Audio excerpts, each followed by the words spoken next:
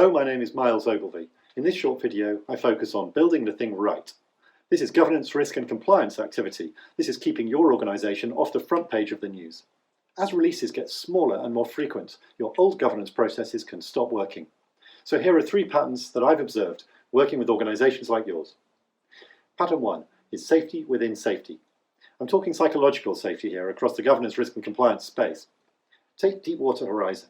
You may remember this was the largest accidental oil spill in history so far. On the day of the explosion, Transocean executives were on that rig celebrating 7 years without incidents. Now, do you think that was 7 years of a perfect safety record and then a freak large-scale accident?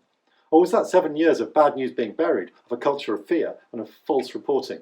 The investigation that followed that accident clearly indicated the latter, and others observed the same trend across multiple industries. The data shows that the safest organisations, the ones with the fewest fatalities, are the ones reporting the most incidents. In these organisations, there is a willingness to speak out. Leaders encourage the debate, and they respond positively. So a psychologically safe culture is pattern number 1 for improving safety outcomes. Pattern number 2 then is safety teams.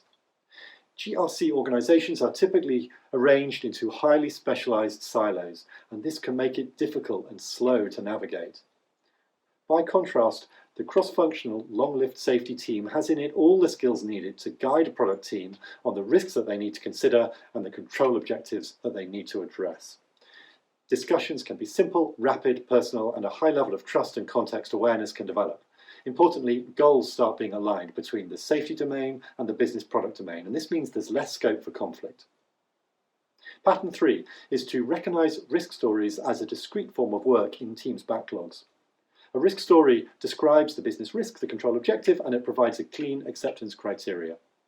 For example, if I want to deploy a business feature that consumes data, I may need to consider the risk of malware. I can describe this as an explicit risk story, separate from the business feature but linked to it. And doing it like this brings a number of benefits. We encourage control innovation. By focusing on the control objective, teams are able to innovate how they mitigate. We maintain a focus on risk. By using the same robust tools and processes as business features, any deferral is highly visible as risk debt, and risk filters can be applied across backlogs by safety teams. And we shift left on risk engagement, and this allows compliance automation at time of feature deployment. So in summary, here are 3 things for making sure that you build the thing right. Thank you.